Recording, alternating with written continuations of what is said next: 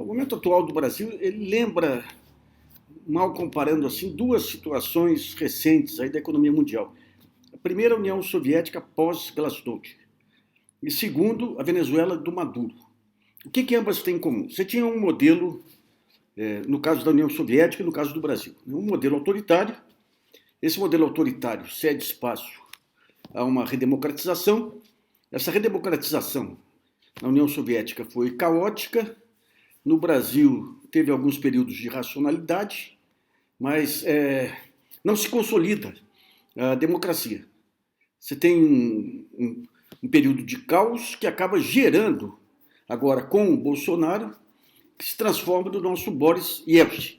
Você passa a ter os grandes negócios, aí uma queima de ativos públicos, o aparecimento de novos oligarcas. Esse episódio da BR Distribuidora é um escândalo. É um escândalo que deixou todo mundo amortecido aí. Você tinha um artigo na Folha, falando, não, mas isso aqui, o valor era o valor de mercado. Você vendeu o controle, A mesma coisa que ocorreu no processo de privatização do setor de telecomunicações, você fez agora, mas com implicações muito mais sérias. Muito mais sérias. Então você junta um grupo de bancos que vão pagar X, mas ficam com o controle. O controle tem um plus em termos de valor, em termos estratégicos, que não é o valor de mercado.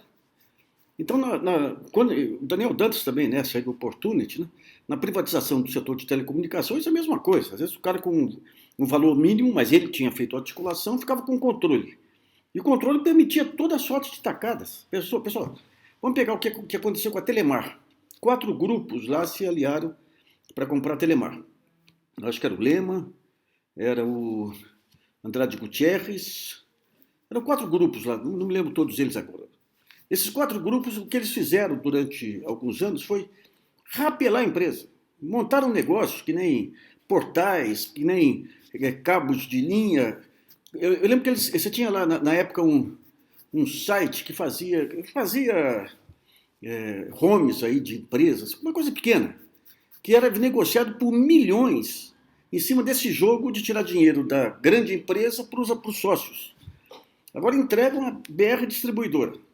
Entrega o controle sem definir nenhuma cláusula. A BR Distribuidora é essencial para Petrobras. Primeiro, que garante a solidez do grupo quando você tem períodos de baixa em petróleo. Depois garante o consumo do grupo.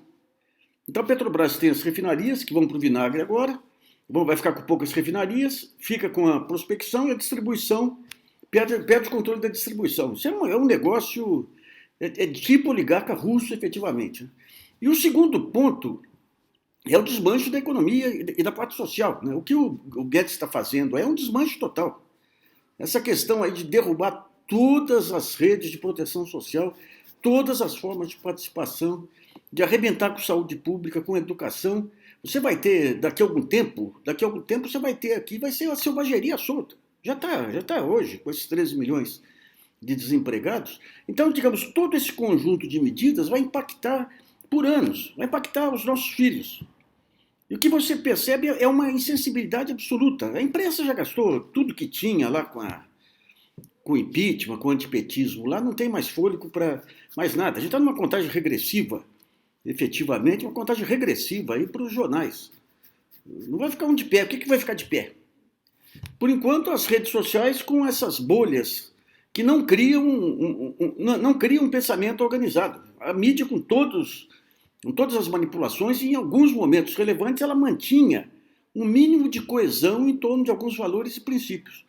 E a prova de que o país está desmilinguindo aí é a quantidade de absurdos que é dita pelo Jair Bolsonaro sem ter consequências. Hoje ele ameaça um jornalista com prisão, xinga um deputado, toda sorte de arbitrariedades, toda sorte, e não acontece nada. Pega um helicóptero para levar a família dele não sei aonde. Questionado, fala, mas você acha que eu ia mandar de carro? Então, veja bem, nós estamos falando de um país que alguns anos atrás ficou uma semana toda a imprensa batendo, porque um ministro comprou uma paçoca lá, um doce aí, com cartão corporativo. Deu para ver o que é a diferença, o desmonte. Ou seja, não há força nem para questionar esses absurdos. O Ministério Público, o bravo Ministério Público, que entrou com ações contra todos os governadores, contra o governador que um dia estava numa região e pegou o filho e transportou para outra. O sujeito fala, o presidente da República fala, objetivamente. Você acha que eu ia mandar minha família de carro? Ou seja, cada dia que passa está aprofundando os abusos dele. E esses abusos não se manifestam só na questão das palavras. Aí a gente vê essas discussões de Twitter, daí um xinga, outro xinga, achando que aliviou. Não é só nisso, não. Está sendo preparado aí em cima da questão do terrorismo, que já vem lá de trás, hein? Já vem lá com o Alexandre Moraes, com o governo Temer, essa ideia do terrorismo como um mote para radicalização da repressão, desde o tempo do Temer lá. Então, quais os pontos que surgem aí? Aquela capa da Veja. A Veja o que está fazendo? A Veja ela, fez essa parceria com o Intercept, levou uma prensa lá para as tantas do governo, abriu, depende dos bancos aí para conseguir resolver sua vida. Então, solta, continua batendo no Moro, mas solta essa matéria do terrorismo, que é claramente uma matéria nos mesmos moldes que ela fez naquela época que eu fiz a série contra ela lá, Grampo no Supremo, como se o Brasil inteiro estivesse sendo grampeado para criar um clima de terrorismo. Então você teve a matéria da Veja. Esse negócio desse rapaz ainda não está bem explicado. Ele conta uma história verossímil, mas não dá para entender ainda. Um rapaz lá do interior, especialista em dar golpe em cartão de crédito, que de repente, que nem a laranja que caiu na cabeça do maçã do Benjamin Franklin, ele descobre um jeito de hackear a República. Daí, em vez de ganhar dinheiro, que era o jogo dele, ele vai hackear a Lava Jato, vai hackear o presidente. Isso aí já foi o primeiro caso estranho. E o Moro, quando passa a declarar que você tem 1.000 pessoas grampeadas e tudo, é evidente que faz parte desse escopo aí de espalhar, de usar o terrorismo para apavorar e justificar medidas de arbítrio aí. Depois nós temos aí o tal decreto aí 666 dele, estabelecendo rito sumário para expulsão de estrangeiros envolvidos em atividade terrorista. E agora, acabei de publicar no GGN, um projeto de lei do Zé Medeiros, um ex-policial rodoviário federal, que é o braço direito do Moro na Câmara, o sujeito que quis convocar o Glenn Greenwald para explicar aquele fake news da compra do mandato do Jean Willis, tudo. Ele apresenta um projeto de lei em abril agora, tudo dentro desse mesmo modelo, mesmo processo. E esse projeto de lei visa permitir infiltração de agentes de segurança em redes sociais mediante mera autorização da Justiça Militar. Então você tem toda essa questão sendo montada. Agora vamos ver. O que está acontecendo é uma marcha realmente para o estado de exceção, do ponto de vista econômico. Você está transformando isso aqui num paraíso dos oligarcas russos aí, igualzinho. Você está provocando um desmanche social. Como é que fica? O Supremo vai ficar quieto? O alto comando das Forças Armadas vai ficar quieto? A imprensa já desistia. Sempre quando você acha que vão recuperar o jornalismo, vão se contentar agora em acabar com uma figura menor que ficou maior por conta de manipulação de imprensa, que é o Sérgio Moro. E como é que fica, gente? O que está em jogo é coisa muito séria. É o conceito de país. É a segurança das famílias que vem, das atuais e das futuras. É a questão da miséria, daquela solidariedade que junta as pessoas em torno do projeto de nação, que faz todo mundo ir para frente. Os Estados Unidos, o Japão, a Inglaterra foram para frente quando você tinha esse conceito de nação, que não se confunda com xenofobia. Quando você pega o seguinte, eu lembro quando acabou a inflação em 94, você tinha aquela esperança e avançou em parte, sim, avançou na educação, e daí você via o seguinte, poxa, o que é um país? O país é a soma do potencial dos seus habitantes. O Brasil tem 200 milhões de habitantes. Uma parte grande desses habitantes, você não consegue explorar o potencial porque não dá oportunidades de ensino, oportunidades de uma vida condigna.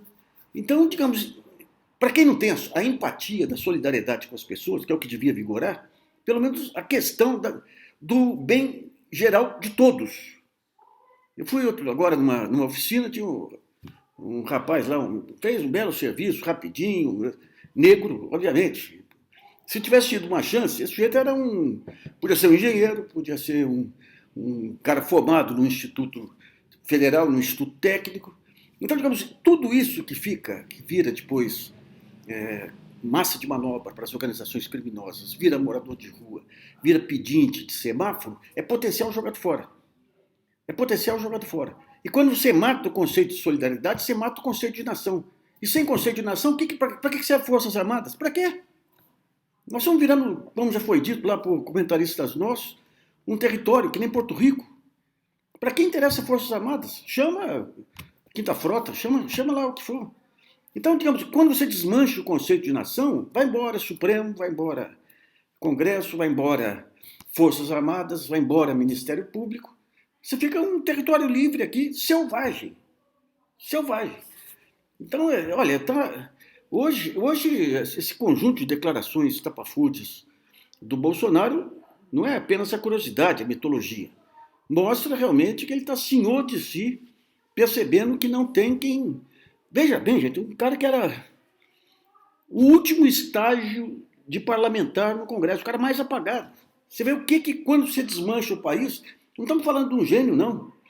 Não estamos falando daquele gênio que aproveita o momento, o estadista do mal que seja. Não, nós estamos falando de um cara absolutamente medíocre, que pela mediocridade generalizada das instituições, faz o que quer hoje.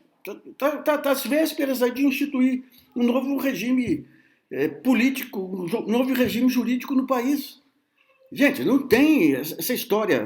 Cá para nós, os amigos cientistas políticos aí que falam que o Brasil não resiste a um terceiro processo de impeachment aí. Gente, nós não estamos falando de pessoas normais.